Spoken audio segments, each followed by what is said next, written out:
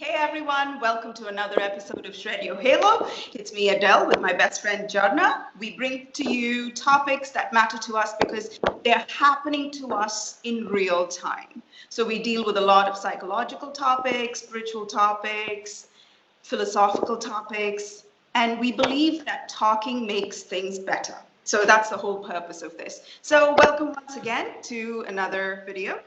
Before we start the topic though, we'd like for you to please subscribe to our channel. We put out content once every fortnight. Remember to click like. If you like the video, please share it with anybody whom you think would be blessed by it. And don't forget to subscribe and press the bell icon so you'll get notified every time a new video comes up. That out of the way, yes, today we're going to talk about diet. And this is about psychological diet in keeping with the theme that's been going on for the last, since the last video. The last time we talked about a spiritual diet. So today we're going to talk about psychological diet. So Jharna, what is psychology? Psychology is the study of the psyche. I mean, it's like the simplest definition, right? And psychology delves into understanding who we are, how our mind works, how we respond to situations, and that's pretty much it, I think. I think I covered it. Right, okay. So how I understand psychology is a mixture of emotions, thought processes, moods, and the environment that we grow in, as long as the genetics we've been offered. So a lot of it plays together and creates our own unique muscle memory, reaction processes, reasoning abilities, and moods. And all of that together, to me, is psychology. So I think that's what the psyche is. We talk about a lot about the psyche. I think psyche is an amalgamation of a lot of those together, all those together. So what do you think is a healthy psyche, Jharna? Honestly, I'm just beginning to learn about it because for the longest time, I didn't know what it was because I didn't have a healthy model of what a healthy psyche was. So now I understand that having open communication with people, that's one thing that can help you understand your psyche better. Another thing is when we have certain thoughts and certain beliefs which are created because of those thoughts, it's important to understand that you don't believe every single thing that you think because sometimes that can lead to other problems which we don't really see in that moment. And also reacting immediately under a stressed situation and not taking a step back to understand why we're reacting a certain way is probably a sign that shows that we're not completely healthy in our mind and in our psyche. And of course, there are certain things that fall under psychology, whatever experiences that we've had as kids or around other people, that also leads to building a certain set of experiences for us, which can decide where exactly our proclivities are. So when we talk about a healthy psyche, it is about understanding and processing information in a way that doesn't feel harmful to us. And at the same time, you're able to maintain some sort of an open relationship with yourself and other people. So I would say that would be a healthy psyche. Right. Okay. To me, a healthy psyche would be something that is not fixated on one particular premise and is willing to be proved wrong. It's willing to be open for debate, willing to lose that debate, willing to learn from something. I also think a healthy psyche is something that allows suffering to flow through instead of resisting suffering, resisting pain, resisting any kind of confrontation, but allows everything everything. And allowing psyche, to me, is a healthy psyche. Now, what would you consider to be an unhealthy psyche? And if it is not too much of a thing, like, I mean, you could share your personal struggles with where you are, why you considered something unhealthy, and now why you chose this particular healthy psyche over what you used to be.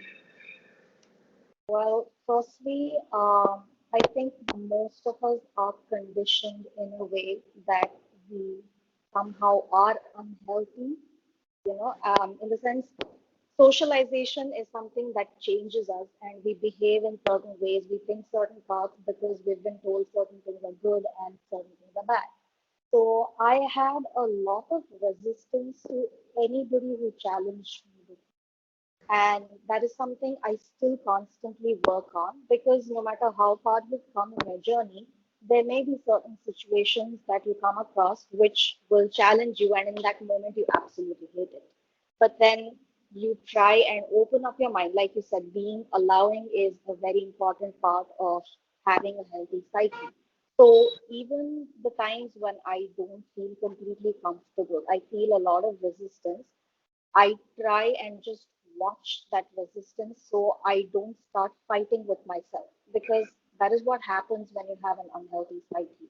So I think it helps a lot when you just open up your mind, and resistance is something that we will face no matter where we go. So the only thing that we can work on is allowing ourselves to be a little bit more open to new experiences, new challenges, no matter how uncomfortable they are. Otherwise, you feel very stuck and there is no moving forward, there's no moving back. You're always in these spirals that it just takes you into a downward spiral and you start blaming other people instead of taking responsibility and ownership of your life. So I prefer to be a little uncomfortable and um, be open to the idea that yes, I may be wrong. I may not be thinking things that are conducive to my health. And if I need to challenge it, no matter how uncomfortable it feels, I'm willing to do it. And that's the reason why I'm choosing to be a little uncomfortable in a healthier environment than be uncomfortable in an unhealthy environment because we think that if we just go ahead and do whatever we were doing before, it is still going to be okay. And for me, that didn't work. And it was just about surviving one day after the other. And I couldn't do it anymore. I couldn't call the shots for my own life. So I just chose to do this because this, I think, like I mentioned in the last video, like a nail that you're sitting on, I'm willing to sit on that nail. So that's the reason why I chose to do it. Understanding myself. Yeah. Right. My journey to having a healthy psyche began when I realized that my father was dying of a multiple number of complications as a result of a lot of diseases that he had. And I just thought, and he was somebody I was constantly trying to please, and I was constantly trying to live up to. And then I saw how his body deteriorated and I realized, and this is a proven scientific fact that the mind creates the body.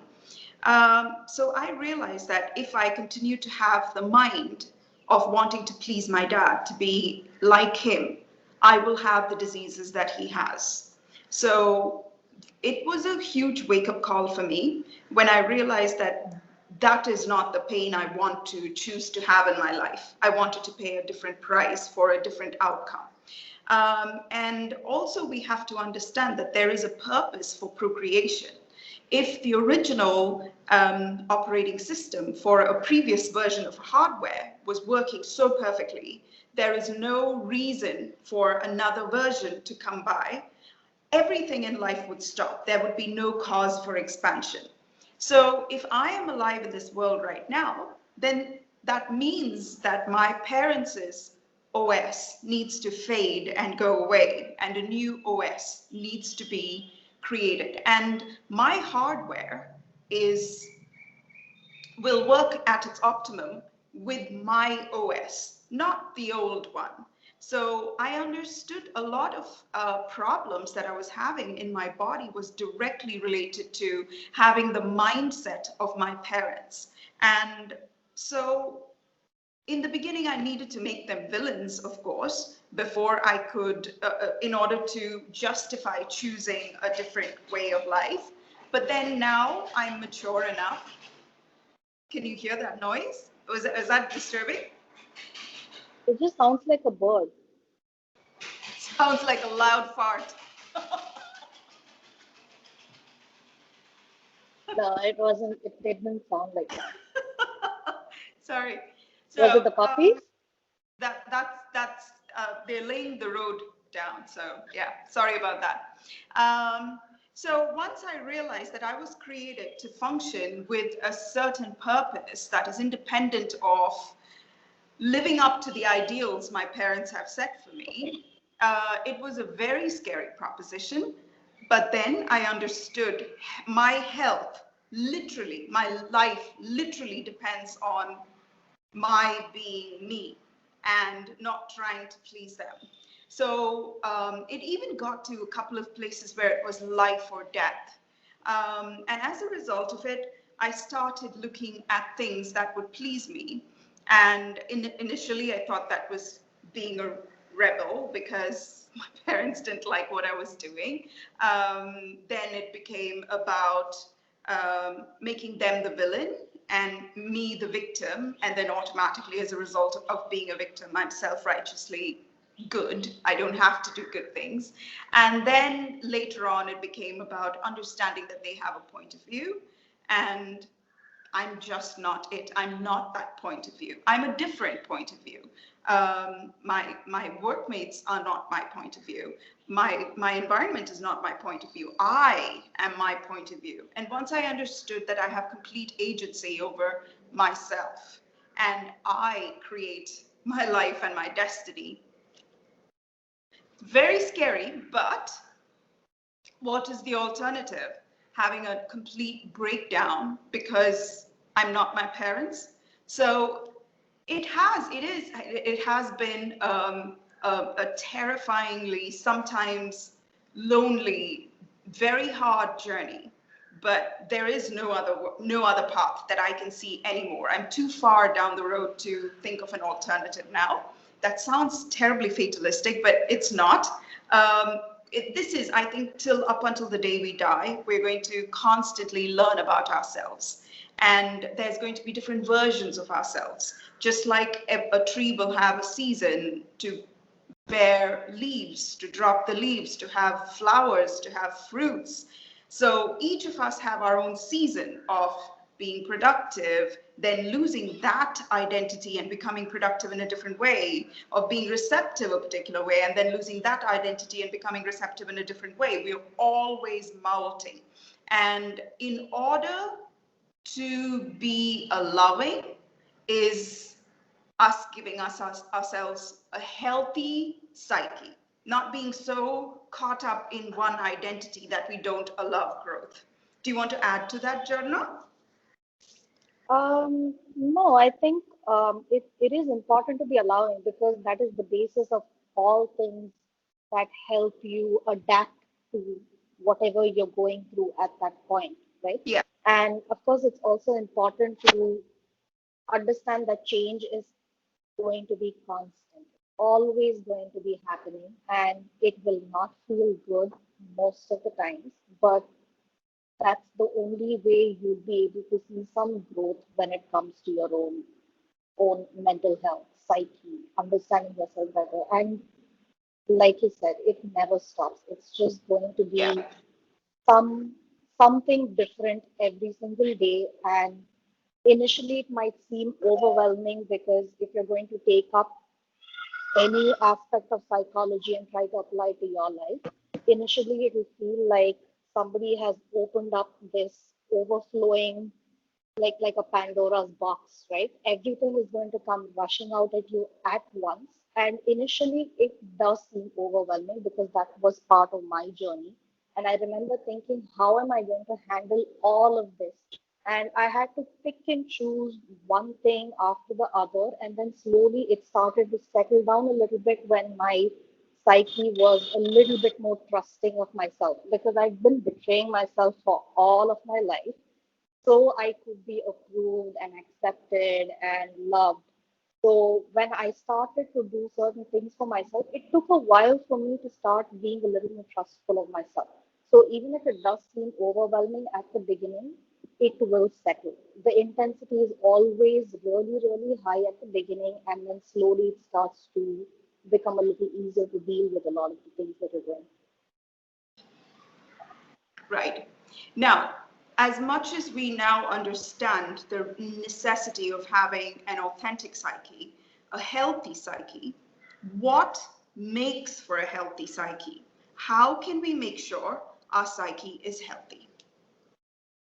I, for me, I feel like reading has helped a lot, because I come across books, articles, um, all over the place, which challenges so many of my beliefs, and I see that I feel this resistance, and then I'm able to ask myself why I feel that resistance. But even to get to the point where you're willing to question yourself and challenge your own beliefs, I think it has to come from a place of deciding that you're going to be there for yourself. Because if that's not the basic premise of your relationship with yourself, then there is no questioning. You are just going to believe whatever feels pleasant for you in that moment, and then you're just going to be in that cycle. So, reading helped a lot. Um, Meditation helps, even though it feels terrible, but it helps because you're able to see a little more clearly, because you're willing to step back a little bit and observe what you're going through in terms of thoughts, in terms of sensations, in terms of anything that comes out of you. You try and watch yourself as an outsider. And one thing that in particular that helped me a lot is doing the work by Byron Katie, because this is like a stream of consciousness within meditation, because you're able to see your thoughts directly and then you can challenge it. That way you're kind of having um, a conversation with yourself, and you're able to question everything that comes out of it. So these three things I feel helped me quite a bit. Right. I think the difference between a healthy and an unhealthy psyche, a healthy psyche is flowing, is solution oriented, and is not stuck. And the primary premise of an unhealthy psyche is it's stuck in time, stuck in a particular memory, stuck and cannot overcome it because it's reliving it. And the reliving of that particular, usually a traumatic experience, is what gives it purpose. And that's why many of us are living in a kind of a survival mode. So, having said that, for a healthy psyche, just like how I am, like the more stagnant I am, the more hurts and body aches I have. If I don't do my exercises, I have a lot of pain. My friend and I were just talking yesterday, and she said that she has started doing 15-minute exercises. And this is after years of being just, uh, just not very mobile. And she says in 3 days of 15-minute exercises per day, that's in 45 minutes, all the pain that she had in her body that she had chronically have just disappeared. So this is a person who defined herself through pain, who defined herself through, I cannot do that activity because my body will not allow me. And the people that do that activity are just shits, just showing off. So her narrative spun from the fact that she was sedentary. So a healthy psyche cannot live inside an unhealthy body. Uh, so exercise makes for a healthy psyche. Lack of exercise, not so much. The second, and this is completely taking away from, I don't know, if I consider Stephen Hawking to be one of the healthiest people, psyche in the world, and he lived inside a broken body. So this is not about people with motor neuron diseases or multiple sclerosis or who are confined in bed through diseases. No, this is about people who are just choosing a lifestyle of lack of activity. The second one is the actual diet that we have. I've noticed that I am a victim of hangriness. There are days like today, my God, one of the most difficult professional days of whoa. So, and it didn't help that my last meal had been my breakfast. I was coming home and I could kill everybody. I could literally kill everybody on the road. So, and there's no reasoning with me, literally no reasoning with me. So what we eat and how timely we feed ourselves and nourish ourselves is again very important. The third thing is what we feed ourselves with. So having a timely diet and what we feed ourselves with. We can't put, I can't just deposit leaves in the bank and expect to have currency as a return. That's just not how it's going to happen. So what am I feeding myself? I remember doing a lot of research about GMOs and dairy farming and being so, the cruelty of life and what a horrible person I am, and humanity is so shitty. And then I would, whenever I had to eat those foods, and I would invariably go towards eating them, I would feel so shitty, and then I would actually land up overeating it. And then to prevent the guilt from eating away at myself, I would preach about, oh, this is GMO and this, and I couldn't do that anymore. So it has started slowly, and eating what feels right. And then brings us to our actions. I have certain fears, like sometimes I fear walking down the stairs. Sometimes I fear driving in my car and I feel that, something's going to smash me from here. So, but every time I hold the banister or I wear my seatbelt, I'm not fearful anymore, So taking little steps to make sure that my life is safe. It is a shitty world that I live in that is based towards men. What can I do? I'm not a single person who's going to save the world. So I don't wear shorts and I don't go out at night. I make sure that my fuel tank is full. I make sure that my phone is always charged. I make sure I have cash with me in case of this thing. I have a baseball bat in my car to make myself safe. So what are we doing to physically make us safe? If you're in an abusive relationship and you expect your psyche to be healthy, that's not going to work. If you are with parents who are constantly a lot of hard work and your energy is trained towards the past, towards a previous generation and not into your future, you cannot have a healthy psyche. So know your environment and take steps to provide an environment that will foster healthy psyche. Then the fifth one is constant influx of new ideas that will challenge you. That includes, like Jharna said, reading. It includes the work where you completely turn over your belief and your judgment. It includes watching TED Talks. It includes watching uncomfortable, inspirational topics. It includes, like, I would consider myself a Lib Dem.